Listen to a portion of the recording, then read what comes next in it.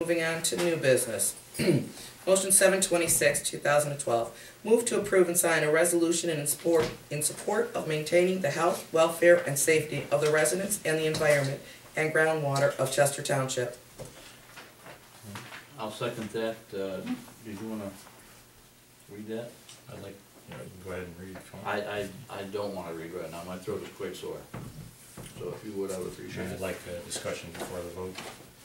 Pardon? Okay. And I'd like a discussion before the vote. Very good. Let's do that. Judy? Yep, I'm coming to it. I Well, have to pull it out if you want me to read it. Ken wants that discussion. Since you read the motion, is that okay? Well, we haven't, it hasn't, yeah, you've seconded it. I don't have an issue. Go ahead and read the proclamation, then we can have the Okay. discussion. Whereas there is clear and present dangers inherited to oil and natural gas extraction and related industrial activity, and whereas according to the government and peer-reviewed scientific studies, professional risks assessment, reports from first-hand observations and experiences, as well as credible news sources, environmental and human health impacts have resulted from documented spills, blowouts, leaking wells, and other environmental accidents resulting from the extraction of oil and natural gas. And whereas the process of hydraulic fracturing requires, among other things, the use of thousands of gallons of toxic chemicals threatening human health, the environment, the permanent removal of unsustainable large quantities of water from our natural water cycle, threatening the health of streams and lakes, and increased heavy tanker traffic, threatening toxic spills and infrastructure damage. And whereas the process known as deep injection used to deposit brine, toxic frac waste under extreme pressure in wells several thousands of feet in the earth is considered the safest disposal method, yet has been shown by research to pollute water aquifers and trigger earthquake activity. And whereas the officials of Chester Township recognize that clean water and air are essential for the life, prosperity, and sustainability and human and health of the community, and that damage to water resources and the air thereby cause tangible loss of health, property, and lives of individuals, communities, and ecosystems. And whereas the oil and gas industry has secured broad exemptions from 6 key federal laws, such as the Clean Water Act and the Safe Drinking Water Act since 2005. In addition, in spite of considerable testimony in opposition, the Ohio General Assembly granted special privileges to the oil and natural gas industry by removing all local control over this industry, which jeopardizes the health, safety, and welfare of the citizens of Ohio. And whereas the officials of Chester Township are charged with protecting the health and safety and welfare of our residents, yet are preempted from acting to fulfill those official duties. Therefore, be it resolved by the Township does hereby enact as follows. Whereas the officials of Chester Township find that the Ohio General Assembly has enacted laws that allow an inherent disruptive and dangerous industry in rural and residential areas to the detriment of the overall health, welfare, and safety of our residents of Chester Township. Now, be it further resolved that Chester Township conveys to the Ohio Governor and the Ohio General Assembly its complete dissatisfaction with the present state of affairs, and calls upon the Governor and the Ohio General Assembly to look into the interests of our greater community rather than the interests of a single industry by repealing any and all laws that preempt local control over oil and natural gas extraction and associated risks, industrial activity, and further, that the Assembly begin anew and in an open, transparent process that provides the citizens of Ohio the protection they are guaranteed by their Constitution. And then it's got the Board of Trustees. Just for the record, I do have a gas well on my property. I think it's important that people know that. I'm also a business owner who does environmental consulting to industry. I've also worked for the US EPA doing multimedia compliance inspections. I received this as an email yesterday as a request to be on the proclamation to be put on the board's agenda for this evening, and I'd like to ask my fellow trustees if you can specifically cite for me what research you've done to come to the conclusion that this proclamation is appropriate for Chester Township. Well, I received a call from Mr. Welty, who I have attended meetings with prior to this, asking that this be put on for the board as a discussion point. As far as research has gone, the board has in previous years written letters and resolutions down to Kasich, I believe in May of 11, This year, yeah, last year. last year. Was it May of 11? May of 11, 2 years ago, or last year. Sorry, you weren't on the board at that time. I feel that that the township should have some controls, and he asked that it be put on. So I've put it on for I asked the chairman to have it put on for the agenda. So there's been no specific research done, you just said just the prior board sent a letter down? No, there's Not really. I mean, there's a, I'm sorry, go ahead. I have been involved with oil and gas wells for a fair number of years as zoning inspector here in Chester for 12 years and twice 2 years in Bainbridge. I have talked before the Senate and the House of Representatives on this issue. I am aware of several problems that have been developed because of this. I do know of people who have been injured as a result of some of the problems of this. And Chester is, I believe, the one and only township that still has on our books active, though unused, laws to control oil and gas. They're unenforceable, they are unused, they are unenforceable. They are there in case the state ever returns control. We won't have a waiting period, we'll have it there already. That was done at the request of the then Senator Tim Grandel, now judge. But in my case, I've got a lot of personal knowledge that says there have been incidences, and I would like to have better controls. What was the injury and what was it attributed to? It was attributed to leaking gas from the well when they hit a pocket that went out during the well. There have been at least 3 fires that I know of that occurred while drilling wells. Okay.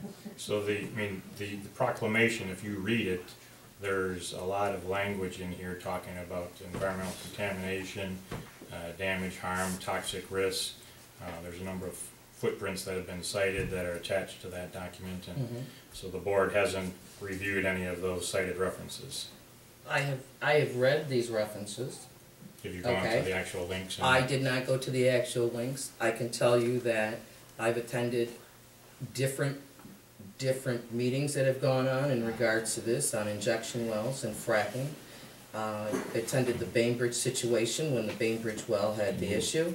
I attended and was on site for the well that blew up right behind Maywood, and saw what type of damage it did there. So based on what my experience is, okay. I think our infrastructure as far as our water goes is important. It's critically important. I believe also, you know, we need to look at this from a scientific approach as well. I ask, has the board read anything in regards to Senate Bill 315, I think it is, in regards to what some of the changes that have been enacted by the Ohio legislature? I have read some of that bill. I didn't go through and read all of the bill. Do you have any specifics that you can Cite that you think are problems? Not with me tonight. I didn't know this was Well, such an issue, I guess. well, it's no surprise that it gets requests yesterday and all these different links that somebody's supposed to conduct research on. There's an inadequate amount of time to logically do that, but I'd like to cite a couple of points. Senate Bill 315 creates the nation's first combined well construction and hydraulic fracturing chemical disclosure requirement. It requires a sharing of all chemical information with doctors. It allows appeals to the Ohio Gas Commission in regards to some pooling. Establishes mandatory daily fines for well operators who violate the law.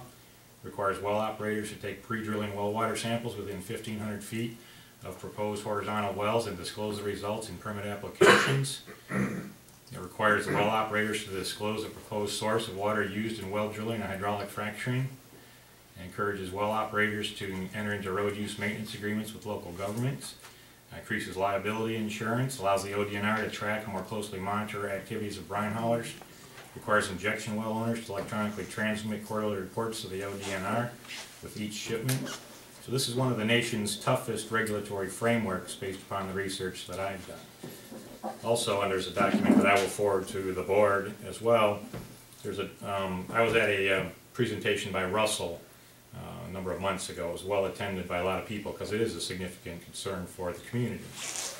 This was a document called State Oil and Gas Groundwater Agency Groundwater Investigations. It's by the ODNR.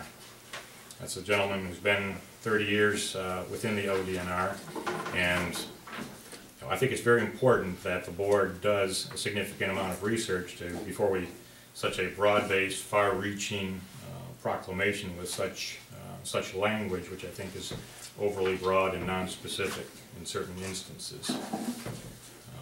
I have a couple of quick notes from the study. There's an executive summary on there. It talks about during the study period, which is from 1983 to 2007, over 16,000 horizontal shale gas wells with multi-stage hydraulic fracturing stimulations were completed in Texas. Prior to 2008, only one horizontal shale gas well was completed in Ohio.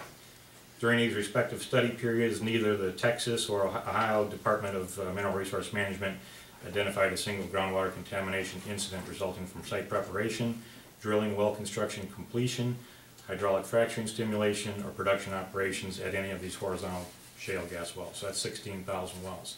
So when you have, it's important to do information, research and come to appropriate conclusions. With regards to the injection well issue, over the past 25 years, Ohio has not identified a single incident of groundwater contamination from subsurface injection at a permitted Class II disposal well. So, this is a report. Have they done any? Have they done any what? Have they done any of the testing? See, that's the one thing I find interesting with ODNR. And that when you ask them particular questions like I have in the past, okay, they can put in there that, that they found nothing, but when you ask them whether or not they've actually tested for those issues, it's a different story because they haven't done the test. Do you have a specific example of where they haven't done something? They've never run those tests. I'll give you a prime example. They do not keep What tests are you referring to? for water contamination. Never? Never. I'll give you a prime example. Do you have a citation for me that I could research that? If I had a citation, there would have been a suggestion. Now, who put on, I was also at that report, that same meeting, as you know. Who put that meeting on?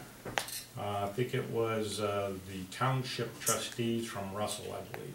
And who were the speakers, the presenters? The Oil and Gas Association person, Mr. Greg Studin, who I know has a very strong environmental background, involved in Cuyahoga River Remedial Action Program, I believe, as well as a professor from Case, I think it was, who was a graduate from MIT. And who funds ODNR mainly? Taxpayers, and probably No, fees they from do well not. drilling, but The what is majority of the funding comes from the oil and gas what does industry. ODNR have to do with the panel here? They are Who's in the attendance? single, well, that panel was very much pro-drilling. If you look at the panel and the content and the makeup, it's a person from the industry, oil and gas industry. It's a person who's a strong environmentalist, and it's also a professor, a doctor. So I don't see that it was interesting, because one lady that I know was in attendance had made a comment to me that she goes, they all sound like they're talking and coming to the same conclusion. And I said, well, that's interesting, because if you look at the individuals, they're coming from different backgrounds and different perspectives. Well, Maybe. I can give you my example, and that was out at Hampton. Excuse me, out at Hamden, in regards to the injection well that's out in Hamden, and the amount of traffic that Hamden is receiving, and the amount of brine water that is coming from New York and from Pennsylvania into Hamden. When asked if the trucks are being tested by ODNR, is there any testing of what they say is being put into the ground? Is that actually what's being done? There is no testing. Okay. The panel that was there was ODNR. What was the meeting that you attended, or who did you talk to? Was in Hamden. Hamden last year had an injection well meeting about the injection well located out in Hamden. If you had a name, I'd be happy to do some more research. Call the trustees from Hamden because they were part of it. You had the issue with Bainbridge. You know, I think it's a shame that there is not control of any type of control or anything that comes back to the township on enforcement of this. I did hear that currently the state ODNR has hired more than the 26 employees that they had for the whole state. So they have hired some more. I don't know what that number is, but I believe that they have them in training. I think 26 employees for the state of Ohio is pretty low. And I do know that their funding is done by the permitting fees. So, and I also have an issue with why does the Ohio EPA have no authority when it comes to these spills? The one in Chester Township, when Ohio EPA got called, hands off, we can't touch it. Even though all of that crude was spewing into that pond, and those swans were covered in that garbage that was sitting there, EPA says, nope, that's all ODNRs. Well then, would you want And that was here last year. Do you want repetitive bureaucracy in government, or do you think different organizations should have different responsibilities? I I presume if it went to navigable water, it would be the responsibility of the Ohio EPA, as well as the National Response Center. Well, I would say that I don't have faith in a group on a state level that their funding is strictly from permits.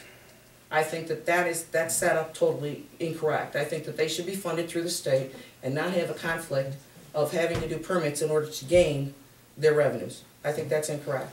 I think that there should be some overlapping as far as controls go. I think that if we have the ability to be involved again with what we had in our zoning, I think it's important. We have 11,000 residents. We're not talking about Hamden where it's, thousands of acres. We're talking about a township that right now is sitting on the shale bed, and we use our well water. I mean, that's my own personal. That's why I think energy independence for the United States is an important issue. I think if we look at good science and good laws and the vigorous enforcement and oversight of those laws, that this industry can be managed safely. In the early 1990s, there was a significant drop in prices, which resulted in a drop in wells being drilled in Ohio. ODNR had to lay off a third of their people because of the permitting to drop. So they have in their recent history a knowledge that if the drilling doesn't continue, they don't have their jobs. And House Bill gave them sole authority to regulate drilling. And they know very, very completely that their job continuation depends on drilling continuation. I would suggest that maybe the board consider writing a letter to the governor and the legislature suggesting that the funding for the ODNR inspectors come from a source alternate than the permit fees for drilling. I had made suggestions in front of the Senate that each township, city, and village be permitted to use their zoning inspector to go out and look at the drilling sites and to contact ODNR if there was something that they didn't look right, and that ODNR reinstitute a training program that they had prior to 1971 where they would train people what to look for. I believe that Senate bill was changed to say that the county building inspector, there's I think 3 for the whole county, be the one to look into it, and even that didn't make it into the final verbiage. But as far as your research goes, I was going to read this afterward, but now's a good time for it, I would think. There will be an educational seminar on gas and oil drilling on January 17th at Notre Dame Cathedral Latin, and that is hosted by the Geauga County Commissioners and narrated by Judge Forrest Burt. The event is also being supported by Irene McMullen, trustee of Munson. There are going to be multiple invitees from the state and the local levels with diversified backgrounds, and they will be able to address and willing to address all activities concerned in this subject. They don't have a time for it yet. That notice will come out in the paper. The intention is to have this as a non-confrontational, educational meeting by both sides. And Sounds like if you know Judge Bird, sounds like a he'll wonderful, keep it. sounds like a wonderful program, just like the one that was put on by Russell. So maybe the board should consider participating or attending as individuals, attending this meeting and gaining They're more asking knowledge. for all trustees. Like I said, the attend. proclamation, yeah, the proclamation with all the different or citations backed in there, doesn't sound like it's been read by the board, so if you're seeking to vote on approval of a proclamation for which you've not referenced your sources, I think that's your choice. Thank you. If I can, You may. to say that, that's Mr. Radke's opinion in the situation. It has been seconded. Okay. The resolution should do a roll call. To say that I have not looked at every situation in regards to the resources here and every document expounded into it, I still feel comfortable with what is printed on the paper for the record. When the statement, whereas the oil and gas industry has secured broad exemptions from 6 key federal laws, I'd ask the question of my fellow trustees, what are those broad exemptions? I guess it's okay for you to disagree with me, okay? I'm not going to get into debates where we could open up the internet and go through this. I really didn't think that it was that big of an issue. I did do my research and my homework in order for me to make an opinion on it. So I guess that's my decision of how I want to vote as an elected official, just like your decision. And I would call for the vote. It has been seconded. Okay, can we do a roll call then, please? Roll call vote. Mrs. Caputo. Yes. Mr. Radke. No. Mr. Jones. Yes, I would rather err on the side of safety for the township than make a mistake on I it. don't see how this proclamation accomplishes that. I don't either, but I want to make my vote known. I want to make my vote known. There's no question that the state will not do much with it. Thank you. Okay, that was motion 726? Yes, 727 is next. 727.